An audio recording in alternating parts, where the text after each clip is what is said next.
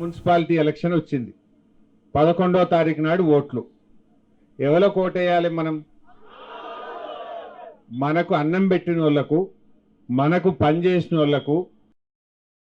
వాళ్ళకు ఓటేయాలి అవునా కాదా ఇయాల గజ్వేల్ కేసీఆర్ గారు ముఖ్యమంత్రి కాకముందు గజ్వేల్ ఎట్లుండే ఇయాల ఎట్లున్నది గుండె మీద చేసుకొని చెప్పండి ఇయాల ఈ రోడ్డు ప్రజ్ఞాపూర్ గజ్వేల్ రోడ్ అప్పుడు ఎట్లుంటుండే ఇప్పుడు ఎట్లయిందో ఒక్కసారి గుండె మీద చేసుకొని ఆలోచించండి ఆ రోజు గజ్వేల్ దవాఖానా పందులతో నిలయంగా ఉంటుండే ఇయాల గజ్వేల్ దవాఖానా ఎంత ముద్దుగా అయిందో పేదలకు సేవలు ఎట్లా అందుతున్నాయో మీరే ఒక్కసారి గుండె మీద చేసుకొని ఆలోచించండి గజ్వేల్లో అండర్ గ్రౌండ్ డ్రైనేజ్ కావచ్చు ఎందుకు మా అక్క చెల్లెళ్ళు బతుకమ్మలేయాలంటే ఊర చెరువు అప్పుడెట్లుండే ఇప్పుడు ఊర చెరువు ఎట్లయిందో మీకు తెలియదా ఆడ గజ్వేల్ల పాండవుల చెరువు అప్పుడెట్లుండనో ఇప్పుడు ఎట్లయిందో మీకు తెలియదా నేను చెప్పాలనా గజ్వేల్కు రైలు తెచ్చింది ఎవరు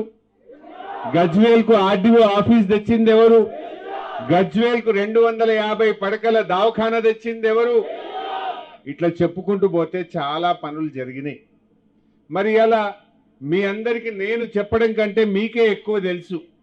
ఆడవిళ్ళ పెళ్లికి కళ్యాణ లక్ష్మి పథకం తెచ్చింది కేసీఆరా కాదా అంతకుముందు కాంగ్రెస్ వాడు ₹1 ఇచ్చినా షాదీ ముబారక్ కళ్యాణ లక్ష్మి ఏ పేదింటి ఆడపిల్ల పెళ్లి పెట్టుకున్నా ₹1,116 మన కేసీఆర్ మన ఇంటికి పంపిండు కాంగ్రెస్ వాళ్ళు ఏమన్నారు ఆడవిళ్ళంతా కేసీఆర్ దిక్కే ఉన్నారని ఇక నేను తులం బంగారం కలుపుతా అన్నాడు కలిపిండా ఆనాడు 80,000 ఉన్న తులం రేవంత్ రెడ్డి వచ్చినాక 1,60,000 అయిందా లేదా బంగారమే తీయలే కానీ ధర మాత్రం డబుల్ అయిపోయింది అయిందా లేదా పోనీ ఆ 1,116 చక్కగిస్తుండా అంటే పిల్ల పుట్టినా చెక్కత్తలేదు కేసీఆర్ ఉండగా చెప్పని అందించు లగ్గమైనాక ఇంత రిసెప్షన్ అప్పులు కట్టుకుంటందుకు వెళ్ళు పెళ్లి ఖర్చులు కట్టుకుందాం ఇప్పుడు పిల్ల పుట్టే 21 దినానికి కూడా అందుతలేవు ఇవాళ వడ్డీకే పోతున్నాయి తులం బంగారం లేదు ఆ కళ్యాణ లక్ష్మి చక్కగిచ్చింది లేదు బిడ్డ కాన్పుకు పోతే ఇప్పుడే మా 13,000 ఇచ్చి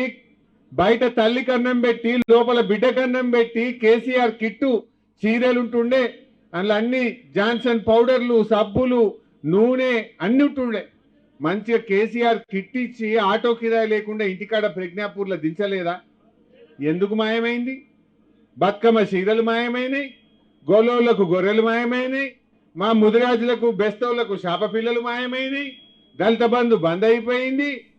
ఏదన్నా కొత్తగా వచ్చింది ఏమన్నా ఉన్నదా ఉన్న ఎగబెట్టుడు తప్ప రేవంత్ రెడ్డి చేసిందేమున్నది